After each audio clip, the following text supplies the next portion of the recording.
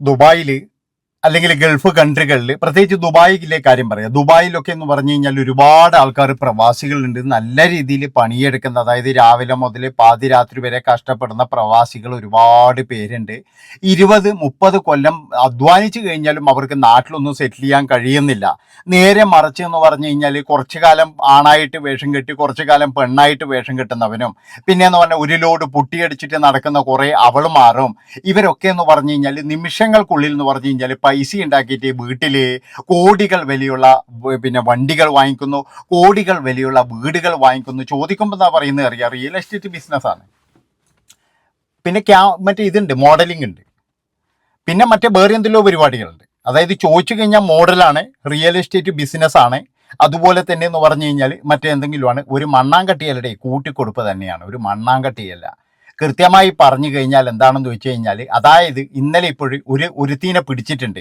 അവളെ പിടിച്ച് ചോദ്യം ചെയ്ത് കഴിഞ്ഞാൽ ഇവിടെ പുട്ടിയിടിച്ച് നടക്കുന്നവരെയും, അതുപോലെ തന്നെ കുറച്ചു കാലം ആണായി താടിയൊക്കെ വെച്ചിരുന്നിട്ട് ഇപ്പം സോഷ്യൽ മീഡിയയിൽ പറഞ്ഞിട്ടൊന്നും വന്നില്ല, എന്നാൽ കൂസിയ അങ്ങനെ എങ്ങാറ്റും മറ്റൊരു സ്ത്രീ ഉണ്ടല്ലോ, എന്നാ പറഞ്ഞ വേഷവും കിട്ടി നടക്കുന്ന ഒന്ന്, വേറെ ഏതൊരാളെ ഇതിൽ പറഞ്ഞു കഴിഞ്ഞാൽ മണിയാട്ടക്കാരൻ. അപ്പം അങ്ങനെയുള്ള കുറേ ടീമുകൾ, പിന്നെ എന്നാൽ എന്തോ ഒരു കമ്പിയാ, എന്തോ ഘൃതി കമ്പി, അങ്ങനെ കാര്യം പറഞ്ഞിട്ട് കുറേ എണ്ണം ഉണ്ട്. പിന്നെ കുറേ പിന്നെ എന്താ പറയണ്ടേ, ഇങ്ങനെയുള്ള കുറേ എണ്ണം ഇവർക്കൊക്കെ വേണ്ടിയിട്ട് പരസ്യങ്ങളൊക്കെ ചെയ്യുന്ന കുറേ ടീമുകളുണ്ട്. അതായത് ഇവരൊക്കെ ലക്ഷ്യം എന്താണെന്ന് വെച്ച് കഴിഞ്ഞാൽ വേറെ ഒന്നുമല്ല, കുറേ പണം ഉണ്ടാക്കുക. ഇവരൊക്കെ പറയുന്ന പണി എന്താ വെച്ച് കഴിഞ്ഞാൽ റിയൽ എസ്റ്റേറ്റ് ബിസിനസ്സാണ്, പിന്നെ ബ്രൈഡലാണ്, അല്ലെങ്കിൽ ഗ്രൂയിഡലാണ്. എൻ്റെ പൊന്നു മക്കളെ, സത്യം പറഞ്ഞു കഴിഞ്ഞാൽ മലയാളീസ് എന്ന് പറയുന്ന ഈ ഇങ്ങനെയുള്ള കുറേ കൂതറകൾ കാരണം ഇപ്പോൾ ദുബായിൽ നമുക്കൊന്നും ഒരു ബലിയില്ലാതായി മലയാളീസിന്. അതായത് നല്ല രീതിയിൽ അധ്വാനിക്കുന്ന ആൾക്കാർക്കൊന്നും ഒരു ബലിയില്ല അവിടെ എന്ന് പറഞ്ഞു കഴിഞ്ഞാൽ. കൂതറ ബിസിനസ്സുകളും, പിന്നെ എന്ന് പറഞ്ഞു കഴിഞ്ഞാൽ അതായത് ഇവിടുന്ന് ചതിച്ചിട്ടും വഞ്ചിച്ചിട്ടും കൊണ്ടുപോവുക. 10 ദിവസമൊക്കെ കഴിയുമ്പോഴേക്കും അവരൊക്കെ കാശുകാരായിട്ടാണ് തിരിച്ചു വരുന്നത്. അത് ഏതെങ്കിലും ഹോട്ടൽ റൂമുകളിലും അതുപോലെ തന്നെ മറ്റുള്ള സ്ഥലങ്ങളിലും പോയിട്ട് മറ്റേ പണി തന്നെയാണ്, വേറെ ഒന്നുമല്ല. അതായത് ഇവിടുന്ന് പോകുന്നത് എന്ന് പറഞ്ഞു കഴിഞ്ഞാൽ വല്ല ബ്യൂട്ടി പാർലറിലോ അല്ലെങ്കിൽ വേറെ ഏതെങ്കിലും ഇതിലോ, ഇല്ലെങ്കിൽ റീൽസ് എടുക്കാൻ, അല്ലെങ്കിൽ ഞാൻ സഹായിയായിട്ട് എന്നൊക്കെ പറഞ്ഞിട്ടുള്ള സംഭവമായിരിക്കും. അവിടെ എത്തിയിട്ട് എന്താ പരിപാടി എന്ന് വെച്ചാൽ ഓരോ ഫ്ലാറ്റുകളിലും അതുപോലെ തന്നെ ഓരോ ഹോട്ടൽ റൂമുകളിലും പോയിട്ട് അവരെടുക്കുന്ന വില കൂടിയ സാധനങ്ങളൊക്കെ എന്ന് പറഞ്ഞാൽ ഗിഫ്റ്റ് വാങ്ങിക്കുന്ന ഒരു സംഭവമാണ്. അതായത് അവിടെ ഒരു ഹോട്ടലിൽ ജോലി ചെയ്യുന്ന ഒരു മലയാളി, എനിക്ക് പരിചയമുള്ള ഒരാളെന്നോട് പറഞ്ഞെന്താണെന്നറിയാം, അത് ഇവിടെ പല ആൾക്കാരും, പല മാന്യന്മാരും എന്ന് പറഞ്ഞാൽ ഇവിടെ കൂട്ടി വരാറുണ്ട്. അവരെന്ന് പറഞ്ഞു കഴിഞ്ഞാൽ ആദ്യം തന്നെ എന്ന് പറഞ്ഞു കഴിഞ്ഞാൽ നല്ല രീതിയിൽ പർച്ചേസ് ചെയ്യിക്കും. അതായത് ഏതെങ്കിലും ഒരുത്തിനെ കിട്ടിക്കഴിഞ്ഞാൽ അവൻ്റെ കൂടെ അന്നത്തെ ഒരു ദിവസം ഫുള്ളായിട്ട് അവൻ്റെ കാറിൽ ഉണ്ടാകും, നല്ല രീതിയിൽ പർച്ചേസ് ചെയ്യിക്കും. നാട്ടിൽ വരുമ്പോഴേക്കും എന്ന് പറഞ്ഞു കഴിഞ്ഞാൽ ഇവരൊക്കെ എന്ന് പറഞ്ഞാൽ അവിടെ കിടന്നിട്ട് നമ്മൾ ഒരു കൊല്ലം ഉണ്ടാക്കുന്നില്ലേ, അവിടെ നമ്മൾ 3 കൊല്ലം ഉണ്ടാക്കും. ഒരു സാധാരണ പ്രവാസി 3 കൊല്ലം കിടന്നാൽ എന്താ കിട്ടുക, അല്ലെ 3 കൊല്ലം ജോലി ചെയ്താൽ എന്താ കിട്ടുക, അതിലും ഇരട്ടി പൈസയാണ് ഇവരൊക്കെ ഒരു മാസം ഇല്ലെങ്കിൽ 20 ദിവസമൊക്കെ കൊണ്ട് ഉണ്ടാക്കിയിട്ട് കേരളത്തിലേക്ക് വരുന്നത്. പിന്നീട് വീണ്ടും പോകുന്നു. ഇവരൊക്കെ ആഡംബരമായ വണ്ടികൾ വാങ്ങിക്കുന്നു, ആഡംബരമായ രീതിയിൽ ജീവിക്കുന്നു. അതുപോലെ ദുബായിലൊക്കെ ആണെങ്കിലും ഇവരുടെയൊക്കെ ആഡംബരങ്ങൾ കണ്ടു കഴിഞ്ഞാൽ നമ്മൾ തന്നെ എന്താ പറയേണ്ടത്, ഈ തലയിൽ കൈവച്ച് പോകും. വലിയ വലിയ ആൾക്കാരുമായിട്ട് ഇവർക്ക് പരിചയമുണ്ട്. അവിടെയുള്ള സെലിബ്രിറ്റി എന്ന് പറയുന്ന കുറേ ആൾക്കാർ എല്ലാം കൂടുതൽ പണി എന്താണെന്നറിയാം, കൂടുതൽ പണി എന്ന് പറഞ്ഞു കഴിഞ്ഞാൽ ഇത് തന്നെയാണ്. അതായത് ആ പണി തന്നെ, വേറെയൊന്നുമല്ല. നിങ്ങൾ വിചാരിക്കുന്നത് തന്നെ എന്താണെന്ന് വെച്ചാൽ, ഇപ്പോൾ ഇന്നലെ ഒരു മോഡൽ എന്ന് പറയുന്ന ഒരു എന്താ പറയുക, അതിനെ കാണുമ്പോൾ തന്നെ എന്ന് പറഞ്ഞു കഴിഞ്ഞാൽ അതിനെയൊക്കെ ഇനി കുറച്ച് കഴിഞ്ഞാൽ അത് വീണ്ടും ദുബായിലേക്ക് പോകും. ഇവിടെ ഒരു പെറ്റി കേസ് ഉള്ളവനെന്ന് പറഞ്ഞാൽ ദുബായ് കാണാൻ കഴിയുന്നില്ല. അതായത് ഓനൊക്കെ നൂലാമാലകളാണ്. പക്ഷേ ഇവരൊക്കെ എങ്ങനെയാണെന്നല്ലേ, അതാണ് ഞാൻ ആലോചിക്കുന്നത്. പിന്നെ ഇതിൻ്റെ മറവിൽ എന്ന് പറഞ്ഞു കഴിഞ്ഞാൽ സ്വർണം കടത്തുണ്ട് എന്ന് പറയുന്നത്. അതുപോലെ തന്നെ എന്ന് പറഞ്ഞു കഴിഞ്ഞാൽ ഈ എന്താ പറയേണ്ടത്, ഇവിടുന്ന് ഉദ്ഘാടനത്തിന് എന്ന് പറയുന്നത് പോകുന്നു. അവിടെ എത്തിയിട്ട് എന്ന് പറഞ്ഞാൽ മറ്റുള്ളവൻ്റെ വേർപ്പ് കണങ്ങളുടെ ഉള്ളിൽ കിടന്നിട്ടും ഇരുന്നിട്ടും ഉണ്ടാക്കുന്ന പൈസ കൊണ്ട് ഇവിടെ അച്ഛനും അമ്മയും നല്ലോണം നക്കി തിന്നുന്ന്. അത്രേ പറയാനുള്ളൂ. ഇവിടെ കോടികളുടെ വീടാണ് എടുക്കുന്നത്.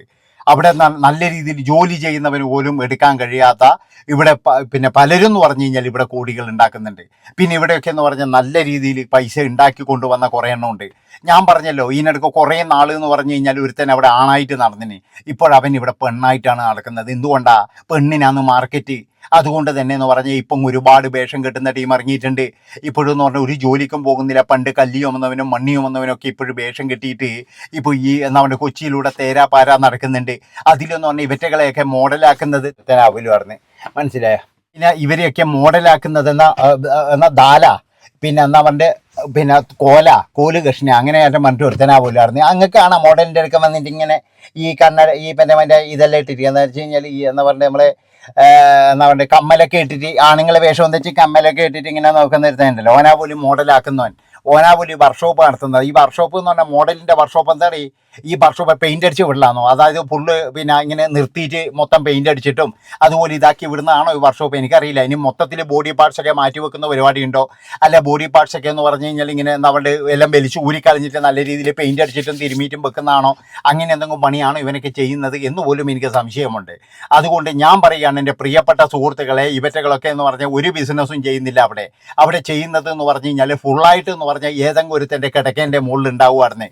എന്നിട്ട് പറയുകയാണ് ഞാൻ അവിടെ ഉദ്ഘാടനത്തിന് പോയതാണ്, ഞാൻ അവിടെ മറ്റേന് പോയതാണ്, ഞാൻ അവന് ഇതിന് പോയതാണ്. ഒരു മണ്ണാങ്കട്ടിയല്ലായിരുന്നു. ഇവിടെയുള്ള പലതും പോകുന്നത് എന്ന് പറഞ്ഞാൽ ഈ പരിപാടിക്ക് തന്നെയാണ്. അതെന്ന് പറയുന്നത് കുറേ എണ്ണം എന്ന് പറഞ്ഞു കഴിഞ്ഞാൽ അവിടുന്ന് കുഴപ്പാക്കിയിട്ട് വരും. പിന്നെ ഇവർക്കൊക്കെ എന്ന് പറഞ്ഞാൽ ഫ്രഷ് വേണമല്ലോ, ഫ്രഷ്. ആ ഫ്രഷിന് വേണ്ടിയിട്ടാണ് ഇവരൊക്കെ ഓരോ വർക്ക്ഷോപ്പ് എന്നൊക്കെ പറഞ്ഞ് ഇളകുന്നത്. ഞാൻ പറഞ്ഞല്ലോ ഈ മോഡലിങ് ഇങ്ങനെയുള്ള കാര്യങ്ങളിലൊക്കെ പോയി കഴിഞ്ഞാൽ എൻ്റെ പൊന്നു മക്കളെ നിങ്ങളുടെ ജീവിതം പിന്നെ കുട്ടിച്ചോറായി. അതായത് പിന്നെ നിങ്ങൾക്കൊരു ജീവിതമില്ല. നിങ്ങളൊക്കെ എന്ന് പറഞ്ഞാൽ ഞാൻ പറഞ്ഞില്ല, ഈ മോഡലുകൾ എന്ന് പറഞ്ഞു കഴിഞ്ഞാൽ തന്നെ എന്ന് പറഞ്ഞു കഴിഞ്ഞാൽ ഇവന്മാർ മുതലെടുക്കും. ഇവർക്കൊക്കെ എന്ന് പറഞ്ഞു കഴിഞ്ഞാൽ എങ്ങനെയെങ്കിലും വലിയ വലിയ സ്റ്റേജുകൾ കിട്ടാൻ വേണ്ടിയിട്ട് അവരൊക്കെ എന്ന് പറഞ്ഞു കഴിഞ്ഞാൽ കൃത്യമായിട്ടെന്ന് പറഞ്ഞു കഴിഞ്ഞാൽ അവരൊക്കെ ഈ മോഡലുകളെ വളരെ പരമാവധി ഉപദ്രവിക്കും. അതാണ് നിങ്ങൾ മനസ്സിലാക്കേണ്ടത്. അവർക്ക് വേണ്ടത് പൈസയാണ്. ആ പൈസ കിട്ടുന്നതിന് വേണ്ടിയിട്ട് ഇവർ പല ആളെടുത്തേക്കും വിട്ടുവെന്ന് വരും. അതാണ് നിങ്ങൾ മനസ്സിലാക്കേണ്ടത്. ദുബായ് പോലെയുള്ള ഒരു സ്ഥലത്ത് പാസ്പോർട്ട് പിടിച്ചു വെച്ചു, അല്ലെങ്കിൽ എന്നെ കൊണ്ടുപോയിട്ട് ഇങ്ങനെ മധ്യത്തിൽ മയക്കുമരുന്ന് തന്നു എന്നൊക്കെ പറഞ്ഞു കഴിഞ്ഞാൽ അങ്ങനെ അങ്ങ് വിശ്വസിക്കാൻ കഴിയില്ല. കുറേയൊക്കെ എന്ന് പറഞ്ഞു കഴിഞ്ഞാൽ ഇവർക്കറിയാം. കുറേയൊക്കെ എന്ന് പറഞ്ഞാൽ ഇവർ തെറ്റുന്നത് എങ്ങനെയാണെന്ന് വെച്ച് കഴിഞ്ഞാൽ ഈ പിന്നെ എന്താ പറയേണ്ടത് പൈസേൻ്റെ മുകളിലായിരിക്കും. അതായത് കൃത്യമായിട്ട് പൈസ കൊടുക്കാണ്ടിരിക്കുമ്പോഴാണ് ഇത് പലതും വെളിയിൽ വരുന്നത്. അവിടെയുള്ളതൊന്നും എന്ന് പറഞ്ഞു കഴിഞ്ഞാൽ അല്ലാതെ ദുബായിലുള്ള പ്രവാസികളോട് പോയി ചോദിച്ചാൽ മതി.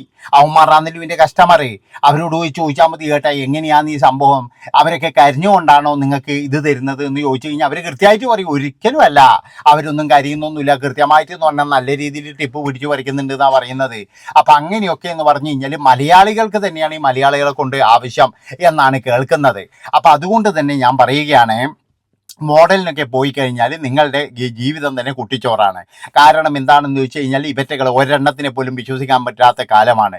ഇപ്പോൾ കൊച്ചി തന്നെ എന്ന് പറഞ്ഞാൽ കുറേ എണ്ണം ഇങ്ങനെ അങ്ങോട്ടും ഇങ്ങോട്ടും നടക്കുന്നില്ലേ, അവറ്റകളെ പോലും വിശ്വസിക്കാൻ പറ്റൂല. കാരണം എന്താണെന്ന് വെച്ചാൽ അവറ്റകളൊക്കെ എന്ന് പറഞ്ഞാൽ ഭീമമായ തുകകൾ ചിലപ്പോൾ ഏതെങ്കിലും എണ്ണം കെട്ടവൻ്റെ അടുത്ത് വാങ്ങിച്ചിട്ടുണ്ടാകും. വൈകുന്നേരം ആകുമ്പോഴേക്ക് ഏതെങ്കിലും ഒരു മോഡലിനെ കൊണ്ടുവരാമെന്ന് പറഞ്ഞിട്ട് അങ്ങനെയുള്ള പിമ്പുകളാണ് ഇവന്മാരൊക്കെ. അതാണ് നിങ്ങൾ മനസ്സിലാക്കേണ്ടത്. അപ്പം ഇങ്ങനെയുള്ള പിമ്പുകൾ ഇവിടെ വന്നിട്ട് അമ്മച്ചിമാർ ഇവിടെ വന്നിട്ട് എന്ന് പറഞ്ഞാൽ വലിയ വലിയ ഫ്ലാറ്റുകൾ എടുക്കുന്നു, വലിയ വലിയ റീൽസുകൾ എടുക്കുന്നു. പിന്നെ അവർക്ക് വേണ്ടിയിട്ട് പ്രൊമോട്ട് ചെയ്യാൻ എന്ത് നായിക്കാട്ടം കിട്ടിക്കഴിഞ്ഞാലും ഞങ്ങൾ പ്രൊമോട്ട് ചെയ്യും എന്ന് പറയുന്ന കുറേ ഹരിദാസുമാർ ഇവിടെ ഉണ്ട്. അതുപോലെ കുറേ സിനിമാ താരങ്ങളും ഉണ്ട്. ഇങ്ങനെയുള്ള കുറേ ടീമുണ്ട്. അപ്പോൾ ഇവരൊക്കെ പറയുമ്പോൾ നമുക്ക് എല്ലാവരെയും വലിയ വിശ്വാസമാണ്. അതുകൊണ്ടാണ് ഞാൻ പറയുന്നത്, മോഡലുകളായിട്ടാണ് നിങ്ങൾ പോകുന്നതെങ്കിൽ നിങ്ങളുടെ ജീവിതം കുട്ടിച്ചോറായി എന്നേ എനിക്ക് പറയാനുള്ളൂ. ഉള്ള കാര്യം പറയും. എല്ലാവരും ഈ പണിയാണെന്ന് ചോദിച്ചാൽ അതേടോ മിക്കതും എന്ന് പറഞ്ഞാൽ ഈ പണി തന്നെയാണ്.